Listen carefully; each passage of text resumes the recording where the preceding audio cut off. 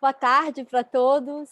É um prazer imenso estar aqui de novo com todos vocês na nossa live hoje com a Marjo Kyllonen, da Finlândia, Head of Development Service Unit, que nos dá o prazer e a honra de ser inspirados pelo trabalho dela. A Marjo, ela acompanhou o desenvolvimento do projeto da Escola Concept desde o seu início com as unidades de Ribeirão e de Salvador, e depois, com o lançamento de São Paulo, ela teve a imensa bondade, nós tivemos o imenso prazer de continuar esse trabalho com ela e essa inspiração com ela também. A Marjo já inspirou milhares de escolas, milhares de educadores mundo afora, milhares de projetos, e sempre pensando na inovação, sempre pensando em como estimular essa inovação nos diferentes âmbitos da educação, nas diferentes escolas, nas diferentes realidades e nos diferentes países também. Então, o seu trabalho tem servido de inspiração para muitos. Ela é muito focada na pesquisa na área de educação e também nessa parte de transformação da educação. O que vai além do conteúdo? Quais são as competências e as habilidades que precisam ser desenvolvidas para o século XXI? E o século XXI não está lá na frente. Nós estamos vivendo o século XXI no nosso presente, no nosso hoje. Então, com isso, a Marjo vai continuar nos inspirando e vai ter a oportunidade de inspirar todos vocês também. E o nosso objetivo é que você saia com pelo menos uma coisa dessa conversa com a Marjo de hoje que você pode implementar no seu dia a dia como educador, como um inspirador ou como uma pessoa que é amante da educação. Então, com isso, a gente vai mudar para a língua inglesa, a gente vai falar inglês para que a Marjo consiga entender a gente, e eu vou passar a palavra para ela. So thank you so much, Marjo. I was just introducing you. I'm sure that I haven't given you all the credit and merit that you should receive for being such an inspiration for so many of us in the educational field. But thank you so much for inspiring the Concept Project. Thank you so much for inspiring education worldwide. And thank you so much for being so kind, for being with us today. We know it's very late in Finland, but you have made an effort for being with us. So thank you. Thank you so much. Thank you very much. It's really my pleasure to be with you and share some thoughts about how to open our minds for the future, and specifically now what we all are having on our lips, that what is the new normal? What does it mean for us as educators, as learners, and specifically as parents? So what are the things that we should take into consideration when we are preparing our kids for the future? So I'm really, really excited to be with you. And to be honest, this is kind of a funny feeling that I feel that I'm in Brazil now. That's a great feeling. Thank you so much, because it's great to have you here with us. So I think that you are, right? Some of you, right? A part of you here with us. Yeah. This is very exciting for me. Yes. Thank you for inviting me to be with you and share the thoughts with me. Yes. Thank you very much. So can we continue with my presentation and maybe have the slides on so we can share the video with my presentation and the slides? Yes. So as I mentioned, while talking with Priscilla, that my topic is to discuss with you and not really to give a lecture, but I'd like to arouse some questions that I have been thinking of and tackling and thinking that really, well, we have done a lot, but what is the next stage? And specifically now that we are facing these unexpected times with this COVID virus. So what is the new normal that we are facing, and how could we open our minds to build a sustainable future, not only to ourselves, but specifically for our kids and the future society. So please, next slide.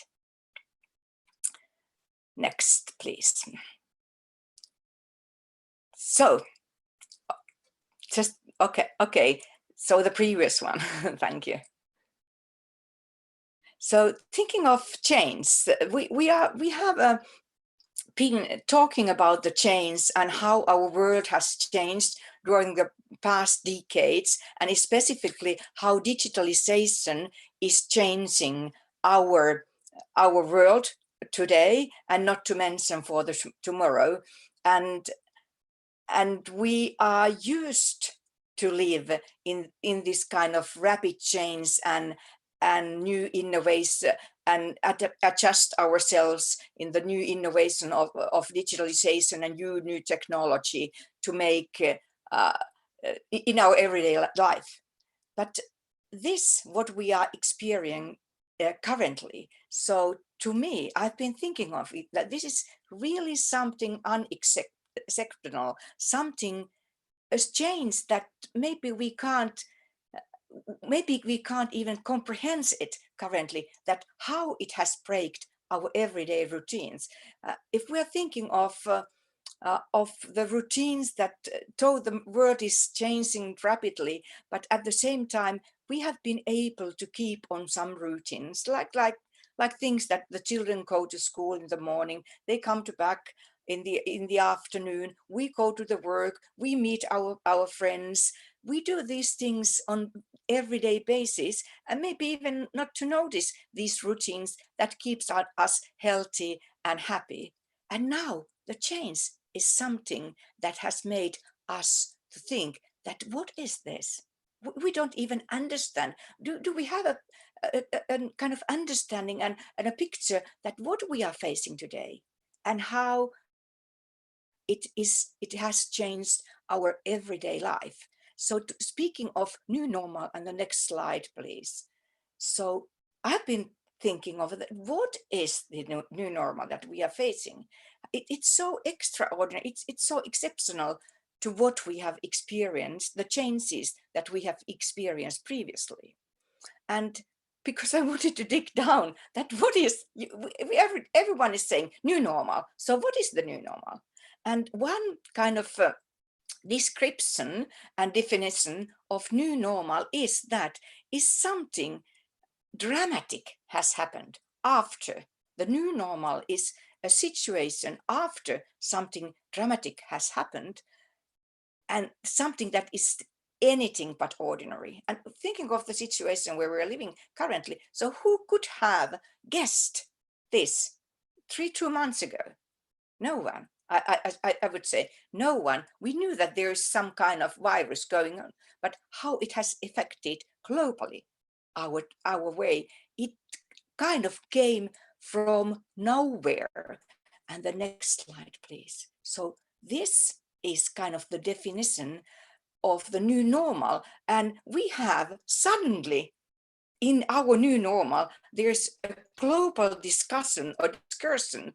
Stay at home, wash your hands, keep distance. So all this, how will it affect us, our emotions, our attitudes? The next one, please. Is the new normal? How do you feel, like a teacher, educator, like a parent? How do you feel? What is the feeling when you're thinking of this new normal? Is it scary? Is the future scary? Or can you see new possibilities there? And that's something when we are thinking of the sustainable future of our kids. So we should really, really think of our children, their future, and kind of decide that, are we trapped with the fear that what will happen tomorrow? Or do we change our mindset? Do we open our mind to new possibilities, to find new possibilities, sustainable possibilities of in this situation that we are currently facing? So please, the next slide. And thinking of these things, these questions that arose to my mind, so I also started to think that, okay, the new normal, what's the future of education? Because honestly, we also have had quite good experiences of our kids who have now been distant learning for almost 2 months. They just came back to school today. So I've been thinking that what is the future of the education? And next slide, please. Will it look like this in the future? Will this be the new normal for our education? Our kids, like in that picture, experience virtual reality instead of the physical reality, connecting with their mates and friends and teachers through web. And as I said that our experience of the distant learning and remote learning has been quite encouraging.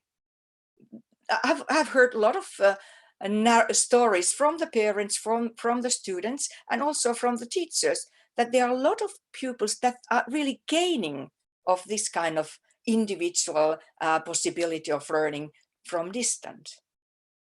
And I predict that this period will kind of change the way that we are used to learn and study, even for the basic education. But, and there's nothing bad on that. Well, we can utilize the digital devices in the more effective way that we have done today or previously. But next slide, please. There's a crucial question that has aroused when thinking of these and when getting feedback from our teachers, parents, and principals and students. How is it with the very, very essential thing that I believe we need school for the future? And that is the social and emotional skills education. How to build up a society of us, that irrespective where we come, what our roots are, what is our heritage from home, so we become us. We become a society that takes social responsibility for each and everyone's well-being, and who has empathy towards the fellows that are in the community. And I think this is one crucial question that we should study and learn from here, from this situation, that, okay, there's some good things that happened when we had distance learning, but how we are filling this gap. And how do we ensure in the future that the school is still having the very crucial task and is capable of carrying this crucial task of bringing up the next generation with the good social and emotional skills. It's crucial for each and everyone's individual well-being and the society's well-being, but it's also a very crucial skill needed in the future labor market. And that is kind of listed, social and emotional skills. They have been listed for already from some years to the top 10 of 5 skills that are needed in the future labor market. So we should really think of this challenge that has kind of become quite, we have become quite familiar with this when our children has been away, and when the global discourse, this global talk or discussion has been stay at home, keep distance. So how do we cope with this? So that was one very crucial question. The other one that is in this next slide is, what should we teach our children to adapt? And this is also what is our mindset. Are we trying to adapting ourselves to the new situation that is somehow scary or unexpected, that what will happen in the future? Or can we equip ourselves, and specifically our young ones, our children, with a capacity or skill or competence to shape the future. And for me, when thinking of what possibilities this experience can give us, so one possibility is to rethink the education procedures and what happens in school, and how we can equip, how we can promote that kind of growth in our children, amongst our children, that instead of adapting to the new situation, they can shape their environment and future in a sustainable way. And let's have a look, one very interesting concept that is in the next slide, that was introduced by OECD last October. OECD launched a so-called learning compass for 2030, and last year we didn't know what we are facing today, but now looking at that concept, I think it's a brilliant tool for us educators as well parents, how to help, how to promote the ability of shaping our future, not only adapting. And it starts, there are kind of the utmost objective is there on the right corner, that is well-being, that whatever we do, it should promote the well-being of our children and our society and our globe. And we come to that later. But it's kind of rooted in two concepts that I love a lot. And I think there's a secret that if we can understand the strength of pupils' agency and go-agency, so we really can make the difference. Pupils' agency is more than just participation or to be part of something. It's a concept that tells us that the pupil, the children, they have the active role in their own life, not only in their learning, but in a holistic way they are learning. They really know how to make difference in their everyday life. What they are learning is not just following someone telling some rules or to do something, but they have a real agency to make difference in their own life and in the future of their society and the globe. But they can't do that alone. So we also have to strengthen the co-agency, so kind of the power of doing things together, to empower our children and young ones and to be active members of change makers, active change makers of their life and the future. And it's when we think in the next slide, when we are thinking of what type of things we should promote or enhance in the school, so it's all kind of a balance of knowledge and skills. But when we are looking to the future, we are looking more like skills, that when we want to empower our children, so we should focus on the very crucial skills that are needed in the future, not that much about the content. Of course, we need the building blocks like the concepts and of different subjects and the key concept of different subjects and sciences. You can't have this kind of higher level, for example, mathematical higher level processes, if you don't know how to add. And of course, that's things that we need, but they are only building blocks, and we shouldn't kind of basic building blocks, and we shouldn't spend too much energy on this kind of knowledge building. Also taking into consideration that information is everywhere, spread in the net. So it's more like a question of skills, holistic skills, that we should promote.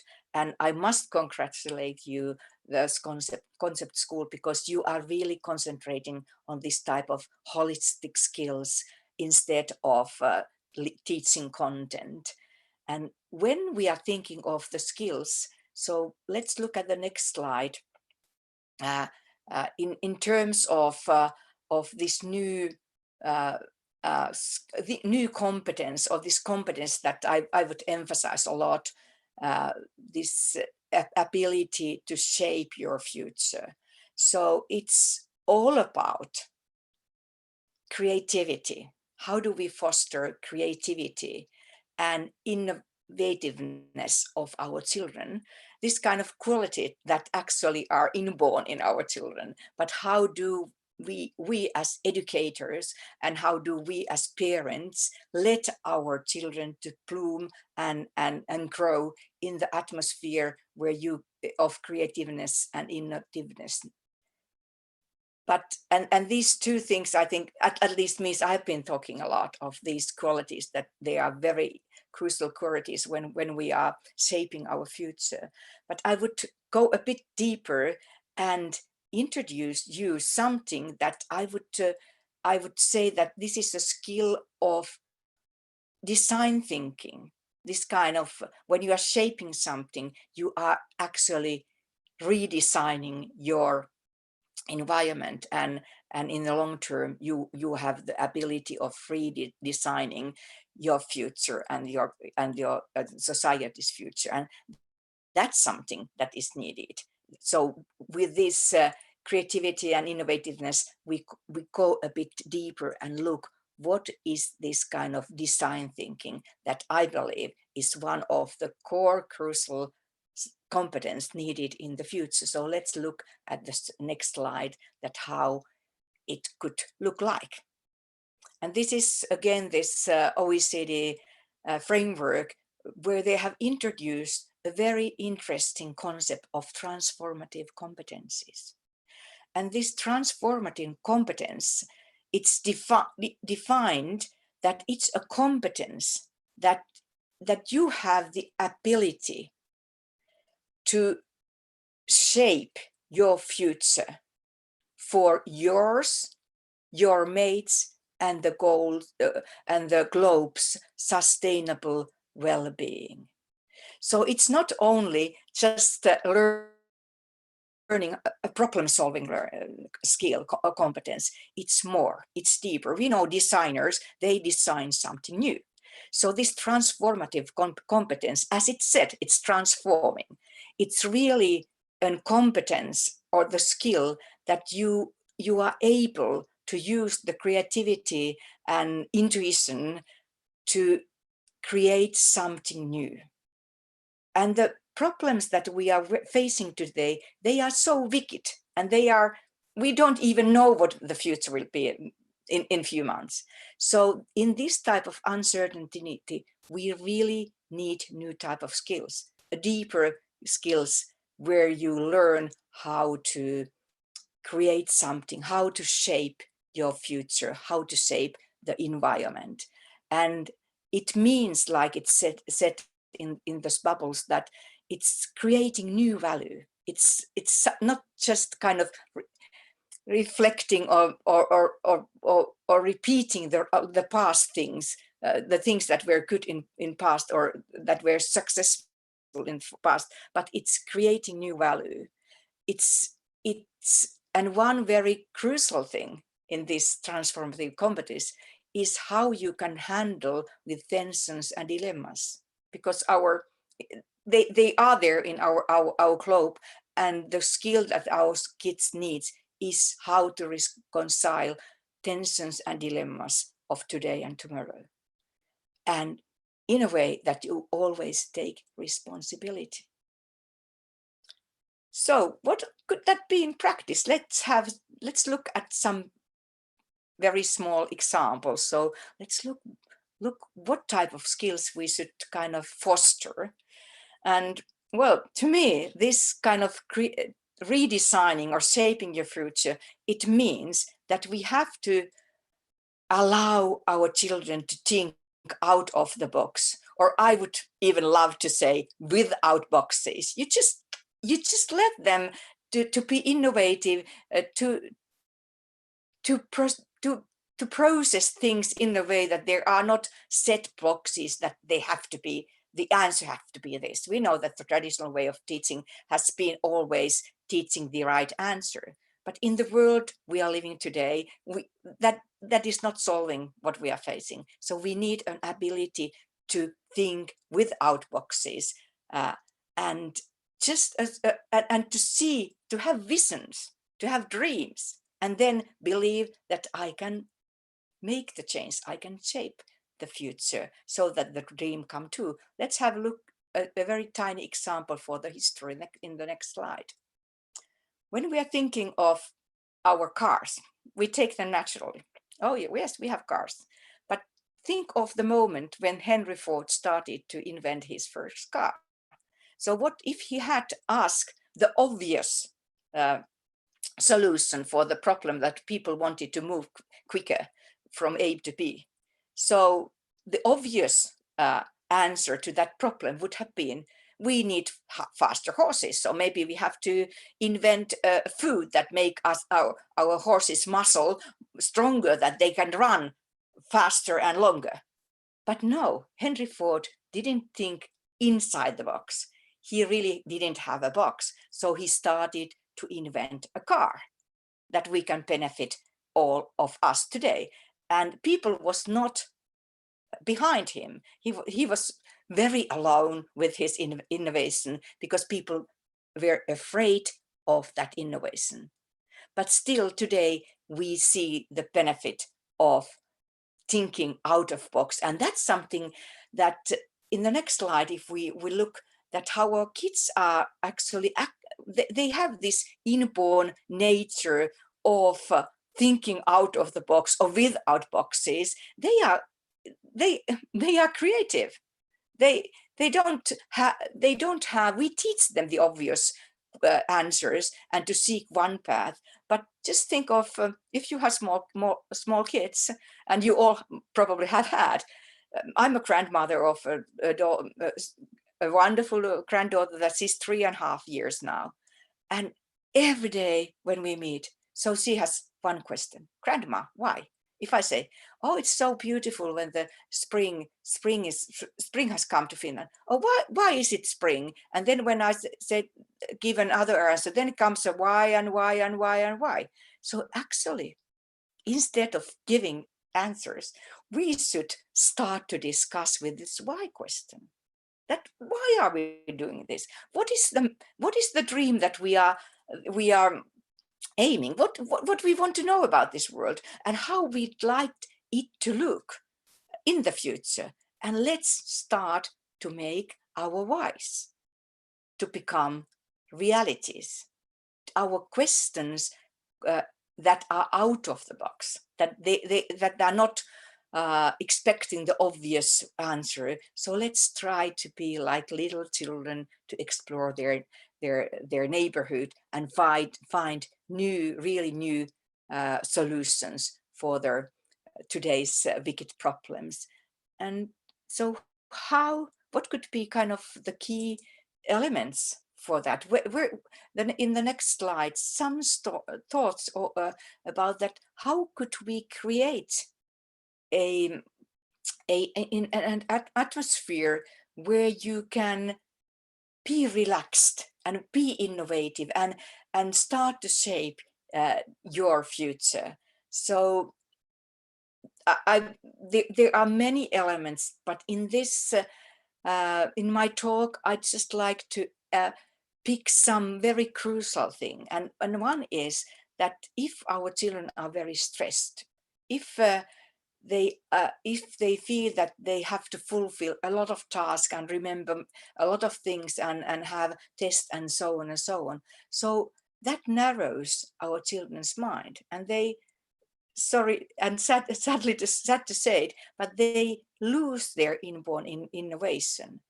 And what we as adults, as parents and educators, what we should do, we should create an atmosphere where our children can learn by playing that, and they can use their imagination, and they feel that this is fun. It's fun learning. I don't think that it's not, I don't say that it does not mean that it's not serious learning. It's really deep learning, but they are excited of learning new things.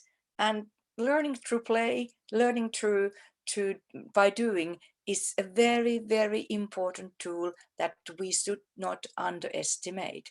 Actually, I just heard recently that playing for children's mindfulness is playing. When they play, they concentrate on the play. They can aspire, they can be relaxed, and in that type of environment, when we are offering to our children that kind of environment and that kind of experience, so then they can really bloom and foster and shine. And when they do it together, so we can really see a change happening in the future, and we can look our future with a bright eyes, because as it said in my last slide, for us, the last slide please, for us, what we are responsible as adults, as educators, as parents, we are responsible for thinking our kids best, because they are our future. Thank you.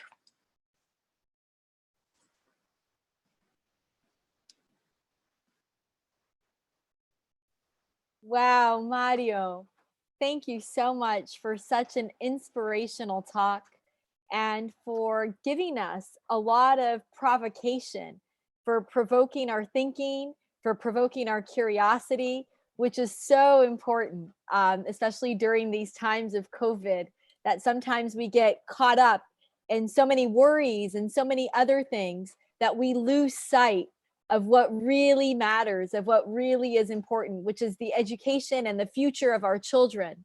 That is what matters the most. So thank you for putting that back into focus and putting that back into the spotlight for all of us here today. With that being said, there are several questions that have come in of people that are very curious to continue the conversation with you.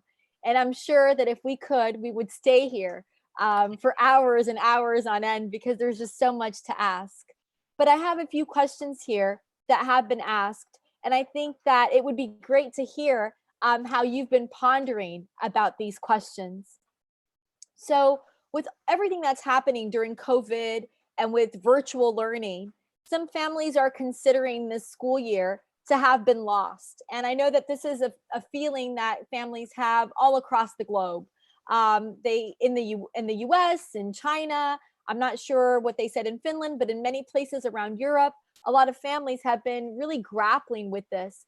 And they feel that virtual learning is just so very difficult for younger students. So what are your suggestions to help parents understand that there are many learning opportunities that go beyond the testing and the grading of content and the just, being in the physical school, even though that would be ideal? But when we're not there, what else is there out there for all of us?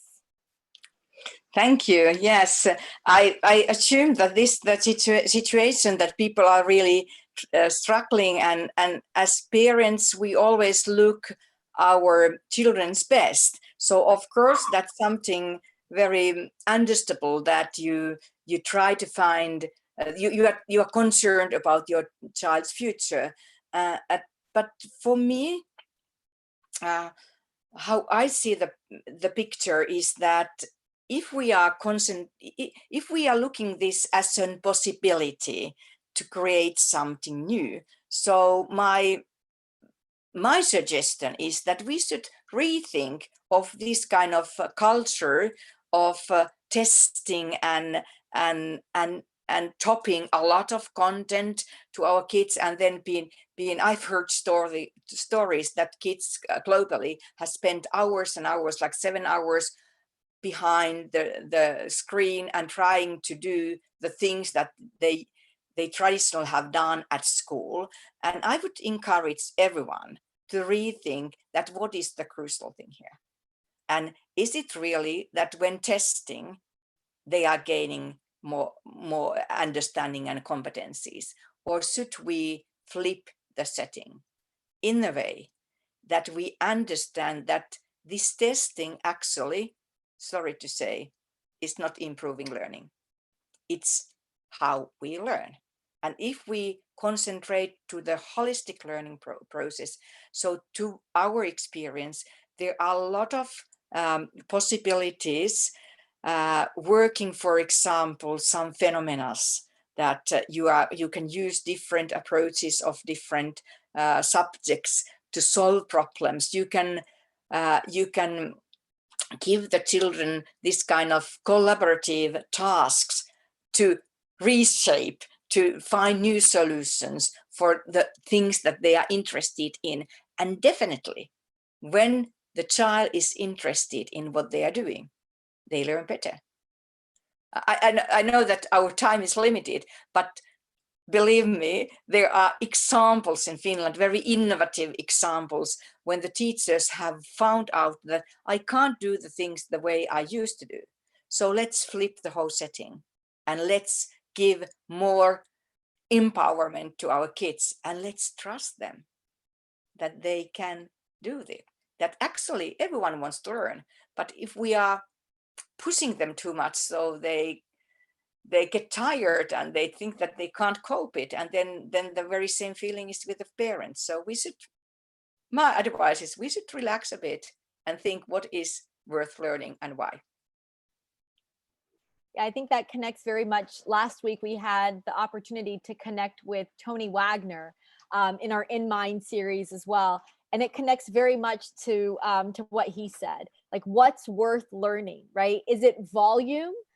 Is volume what's worth learning? Or is it deep knowledge and skills and competencies that you can stimulate in so many other ways that go beyond the books, right? That go beyond the classroom space, and that you can take advantage of so beautifully during this time, right? So I guess also going back to your talk, trying to find opportunities, right, within the context of all of this uncertainty and the importance of that. So we have a parent that has listed a question, and this parent is from São Paulo, Anna Velutini. She asks, distance learning introduces different forms of virtual interactions in our lives. What general practices have we adopted in education during the quarantine period that you see being kept after all the campi are open again? So when you go back to school, what did we learn from quarantine that we're going to take with us?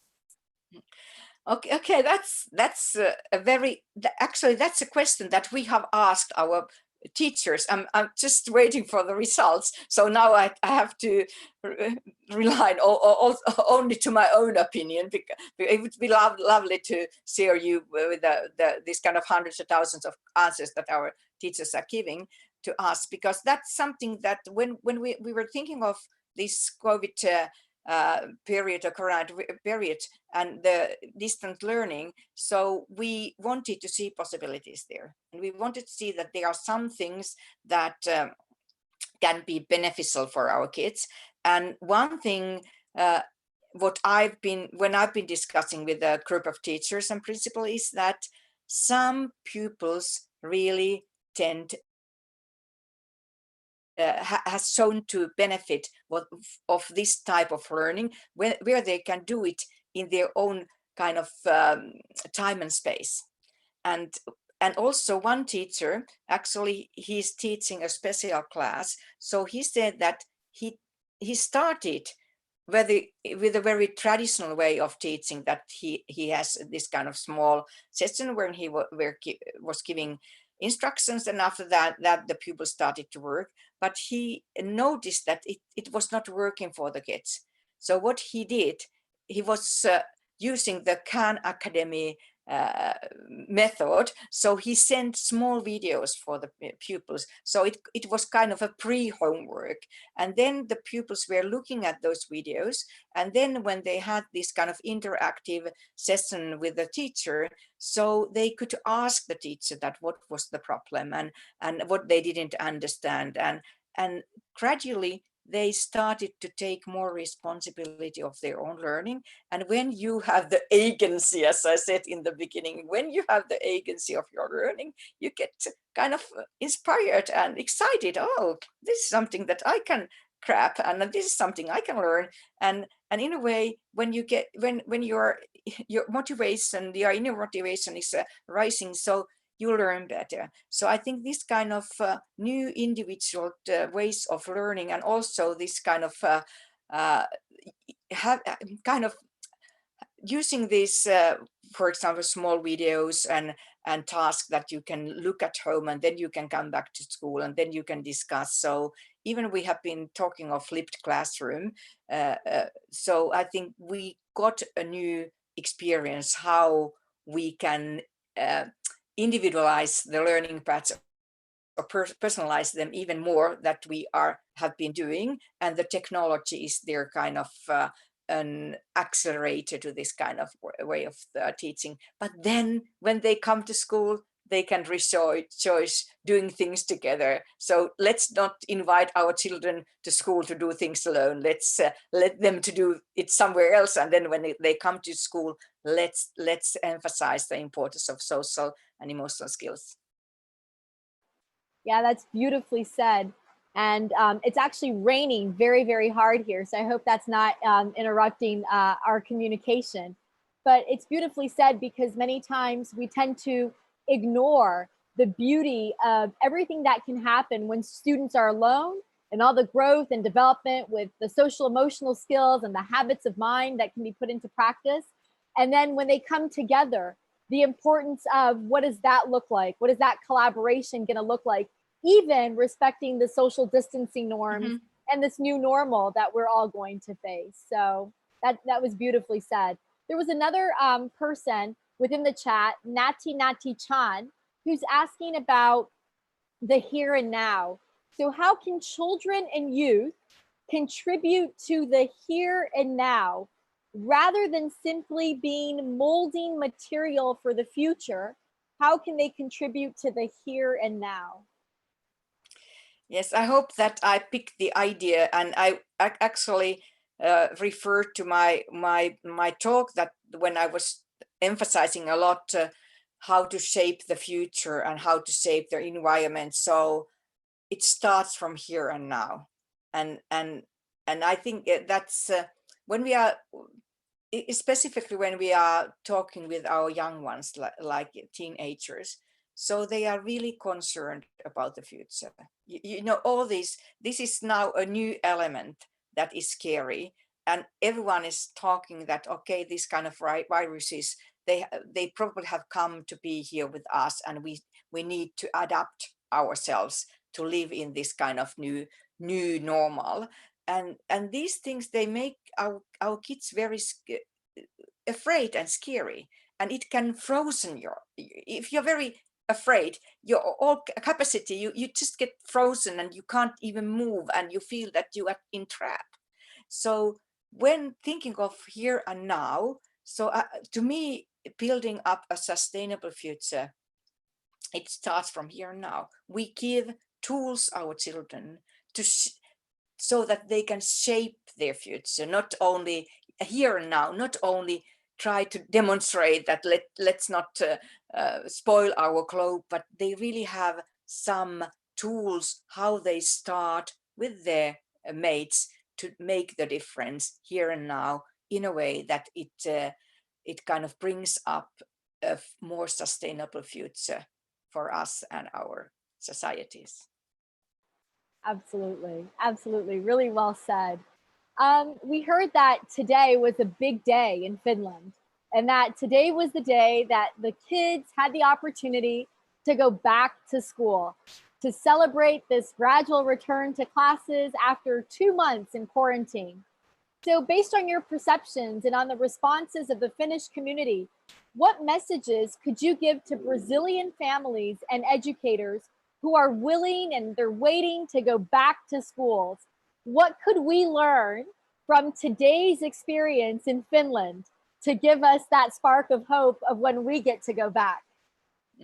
Actually, this has been really, really exciting time and period, and also the days that were before this, that followed the announcement from our government that we will open our schools again. So one lesson learned is that when it happens, So we or you, we as parents and we as educators, as teachers, we should be very confident. We should kind of trust that this is the right procedure. There's no danger. The danger is not bigger staying at home than going to school, so it's safe to go to school. We make the arrangement needed. For example, what we done and what our teachers done, and so they send a lot of messages to the parents so that when the kids comes to school, so we keep a bit more space, and there will be the teacher greeting you, and then we have arranged some more space so that they inside they can be spacey. But you as an adult, you have the responsibility to create this kind of peaceful atmosphere that when you come to school you can be absolutely sure that there's no danger for your physical health. And then the other part, what even our Minister of Education said, that now that the kids come back to school, so let's not concentrate on academics. Let's concentrate on social well-being and well-being and social skills of our kids. So all our schools, they have been advised to see if some kids have some problems, whether the well-being of them has kind of is it good? Is it good? Is there some danger in that area? And just to concentrate to become this thing that we are us. We are the community. We are something that we can do together.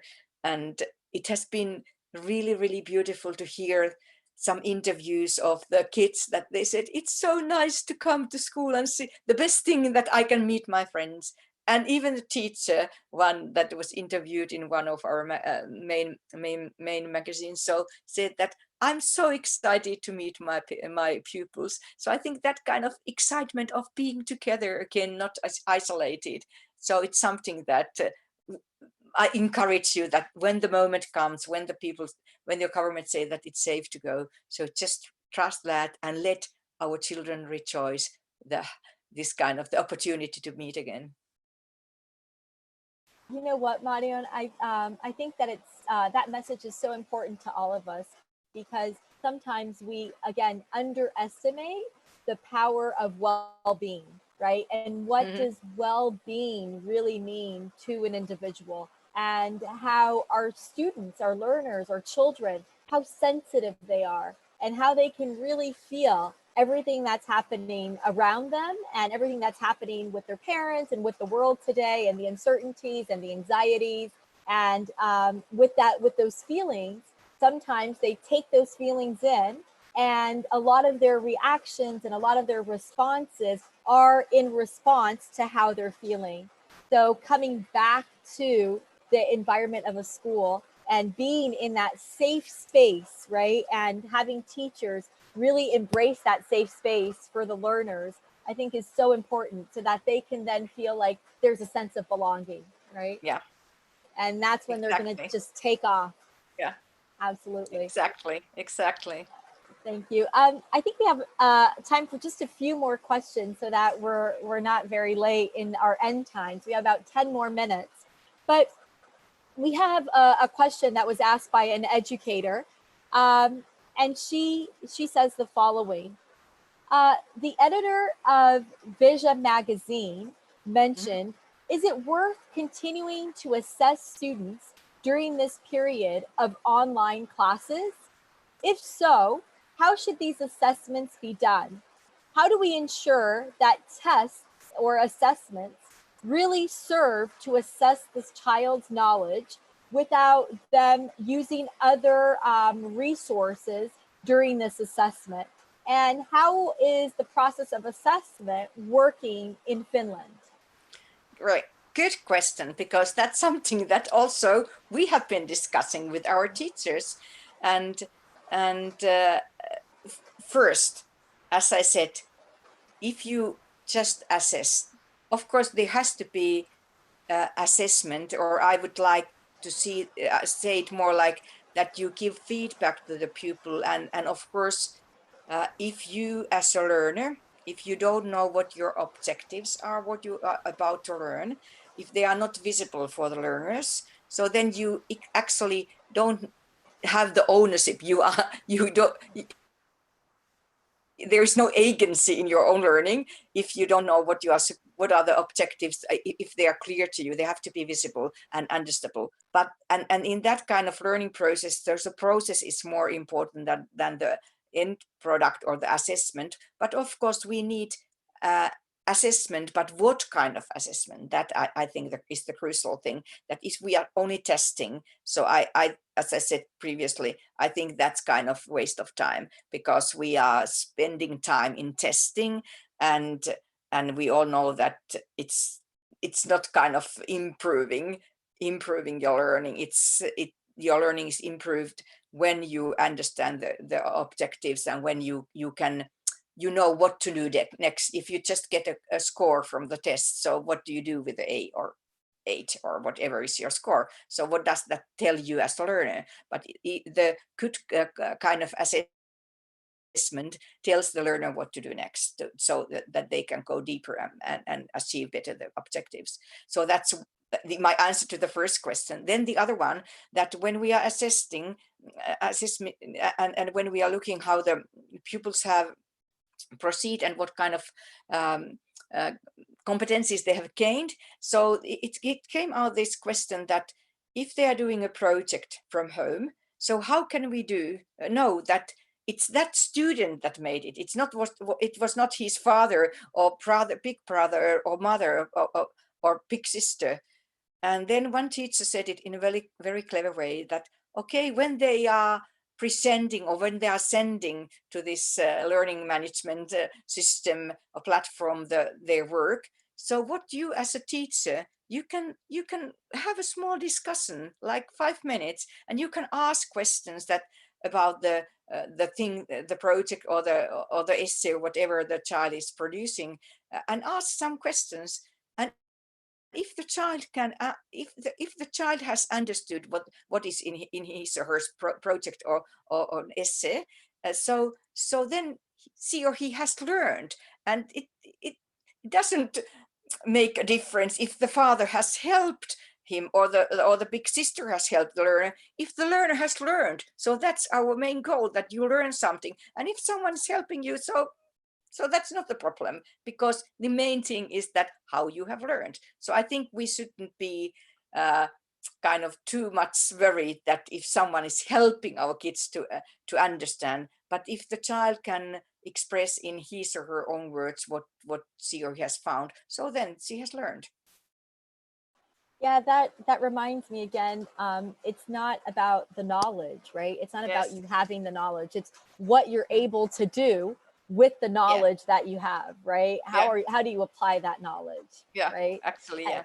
And then the other thing that your answer just reminded me of is that you have different types of assessment, right? Mm-hmm. And assessments of learning, for learning, as learning. So the different types of assessment are going to tell you what do you want to gauge, right? What do you want to learn from your students, right? What type of assessment did you give them? And then what type of results are you going to get back? What kind of information are you going to get back? What kind of data, right? And then what are you going to be doing with that data as an educator? So those were some of the things that were sparked into my mind as you spoke. But we have one very last question that relates to the Finnish curriculum. So it mentions, in the Finnish national curriculum, at least one of the latest versions of it speaks of mastering of thinking and grit as main goals during basic studies. When we speak of it in Brazil, it is taken as a surprise, as content is of utmost importance. What would be your advice to bring parents closer to school to cooperate at home, as the goals for the concept school are very similar to how the Finnish curriculum has been structured with regards to grit being one of those strong learning objectives? So well, it's something that, well, what I've seen in the concept school. So yes, that's true that that your approach is very much what we believe. But could you please repeat the very, because it was disconnecting. So what was the exact last thing Perfect. that you asked me? That what is the? Yeah. So what would be your advice to bring parents closer to the school, to be able to cooperate and collaborate at home so that they are aligned with this mindset, which is very similar to how the Finnish curriculum has been structured. Good. Thank you. Yeah. So well, I don't have a secret recipe for that, but to our experience is that first, of course, when you have the understanding that why you are doing that, so the only thing to bring the parents with you and together and closer and collaborate with you is to start a very honest discussion with the families that why are we doing this. It's something that also when we start this discussion, so we as educators, we have to understand that school is an institution that all the parents they have been brought up with that institution. So in a way, when we are thinking, when we are talking about school and what schools for the future and what their main task, so the society, the adults in the society, they have a very kind of even a solid picture or narrative in their mind that how the school should look like, because they have gone through that institution. So starting to questioning that is it really like that you think that what happened in the past, how your parents and grandparents and grandparents, how they learned, so are those the skills that you really need for the future, like in 2070 2080, where the kids are in the labor market, and not to mention this uncertainty that this new normal, a new situation created.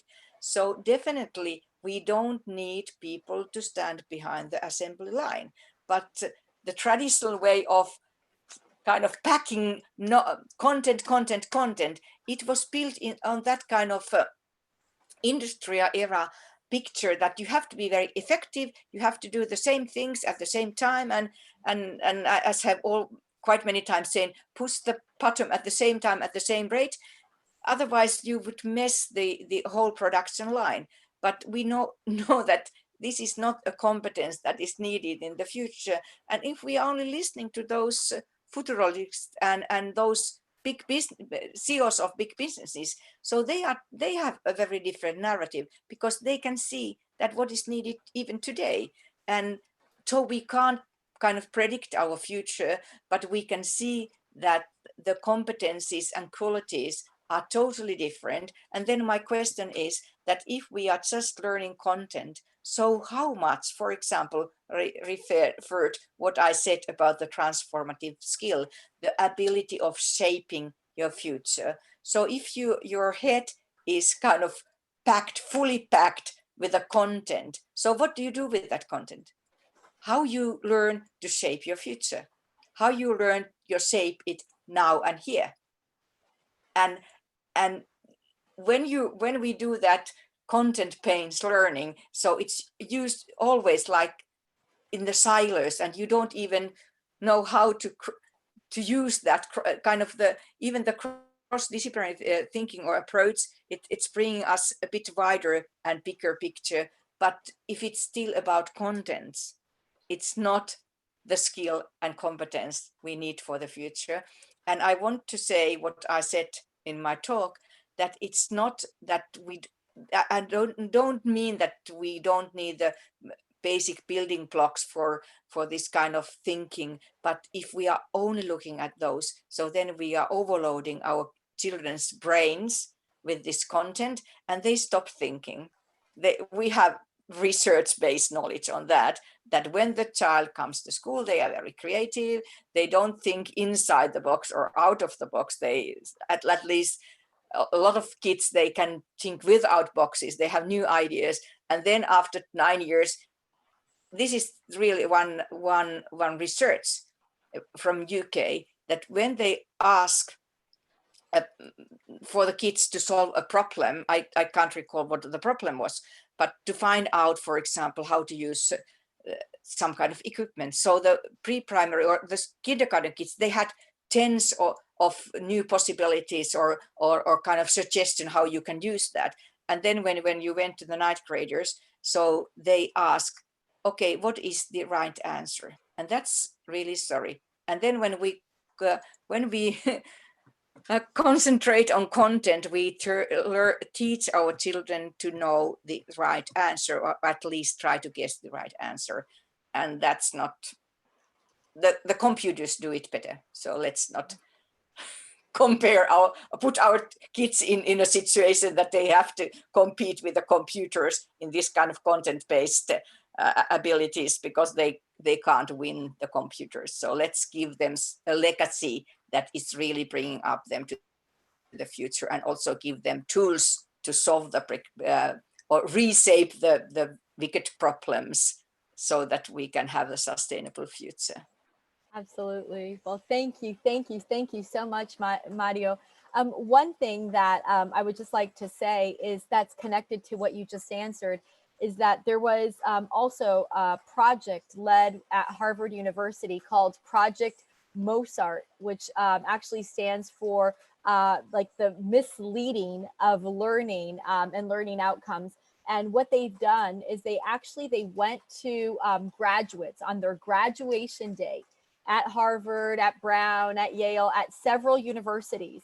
And they asked these students, so these are now biologists who are just graduating, chemical engineers, environmentalists. So these are like physicists. And they ask them very, very simple knowledge-based questions.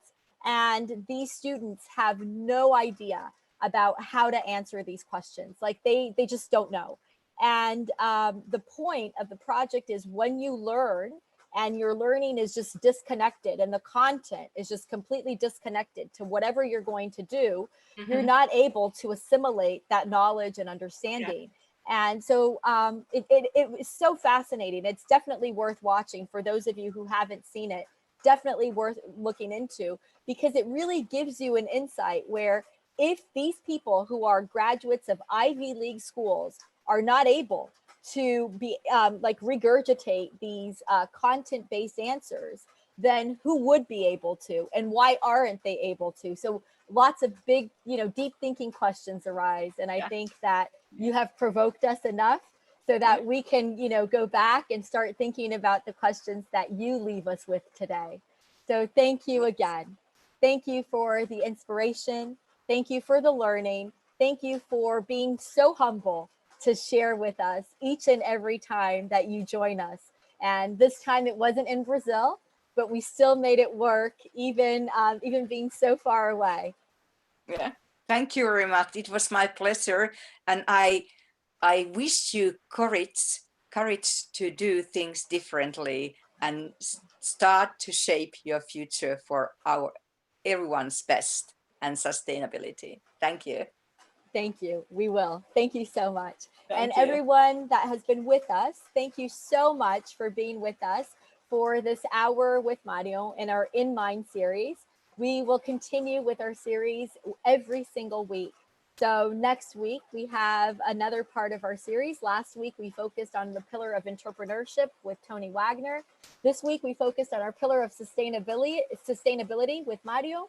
And next week, we will focus on our pillar of collaboration with the idea of mindfulness with Dito Bala. So we are very, very happy that all of you have joined us today.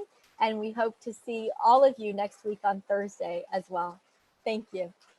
Thank you.